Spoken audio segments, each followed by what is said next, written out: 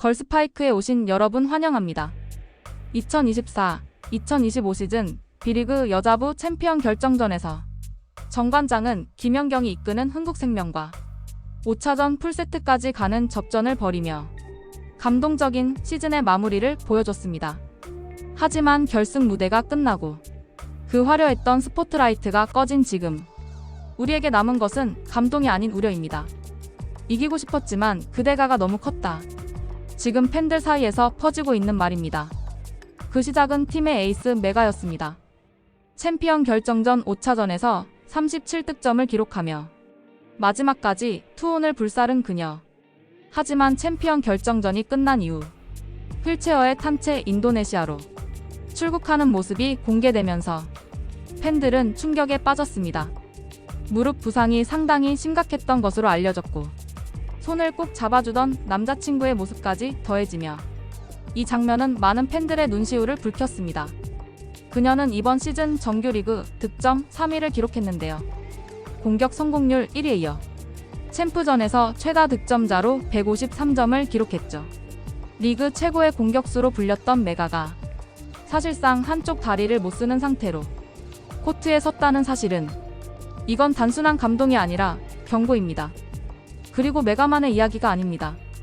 세터 염혜성과 리베로 노란, 아포즈 부키리치 센터 박은진까지 모두가 부상 투혼을 강요받은 상황에서 결승 시리즈를 치렀습니다.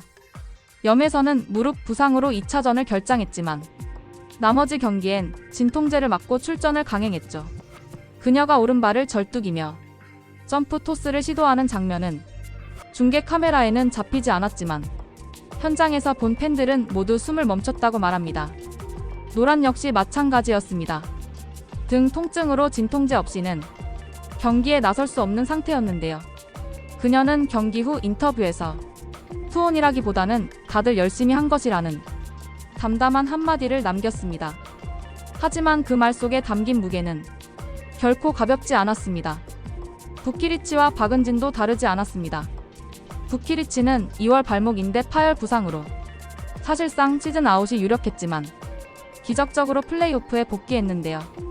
그리고 챔프전에서 흥국생명에 2연패한 상황에서 3차전 31점, 4차전 38점을 올리며 챔프전을 5차전까지 끌고 갔습니다. 박은진 역시 같은 시기 복귀하며 미들 라인을 책임졌지만 회복보다는 투입이 먼저였습니다.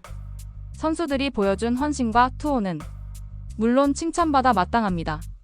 하지만 우리는 그 뒤에 숨겨진 책임을 묻지 않을 수 없습니다. 이 선수들은 왜 그리고 누구를 위해 그렇게 몸을 던져야 했던 걸까요? 13년 만에 챔프전 진출로 인해 정관장은 내부적으로 엄청난 압박을 받았을 것입니다. 그리고 그 부담은 결국 선수들의 몸 위에 쌓였습니다. 고이진 감독은 선수들이 스스로 강한 의지를 보였다고 말했습니다. 하지만 선수가 뛴다고 말한다고 해서 뛰게 해도 되는 걸까요? 그 선택을 제지할 수 있는 유일한 존재가 감독 아닌가요? SNS와 팬 커뮤니티에서는 고이진 감독의 책임론이 제기되고 있습니다.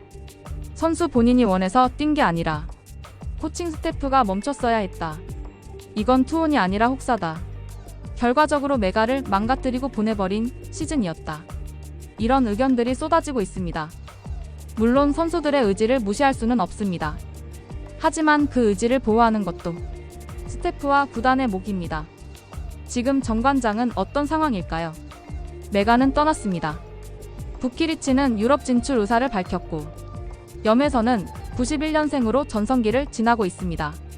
노란 역시 몸 상태가 온전치 않습니다. 즉 챔프전까지 끌고 온 중심 전력의 절반 이상이 다음 시즌을 장담할 수 없는 상황이라는 겁니다.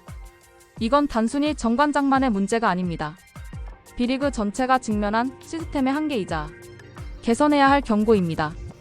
부상 선수가 진통제를 맞고 출전하고 시즌 아웃 수준의 부상에도 불구하고 복귀로 이어지는 리스크를 안아야 하며 훈련도 없이 회복도 없이 경기에 투입되는 현실은 단순히 팀의 문제가 아니라 리그 차원의 대응이 필요한 문제인데요. 현재 B리그엔 의무적인 출전 금지나 회복 기준이 존재하지 않습니다. 선수 본인이 오케이, 팀이 오케이 하면 그냥 뛸 수 있습니다.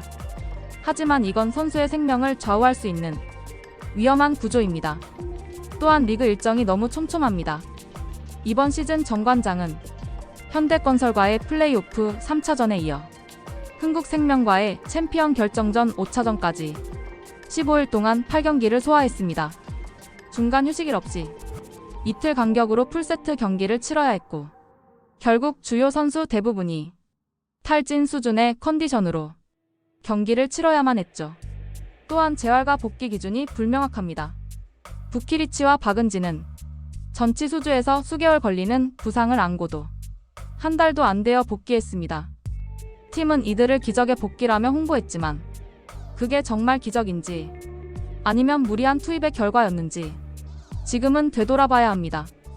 선수는 자산입니다. 선수가 다치면 그건 단순한 전력 공백이 아니라 구단과 리그 전체의 신뢰 문제로 번집니다. 투혼이라는 말로 모든 걸 포장할 수는 없습니다. 감동 뒤엔 책임이 있어야 합니다.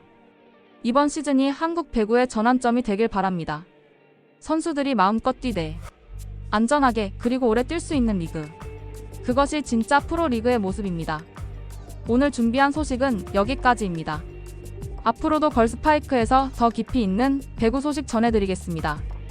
구독과 좋아요는 큰 힘이 됩니다. 지금까지 걸스파이크였습니다. 감사합니다.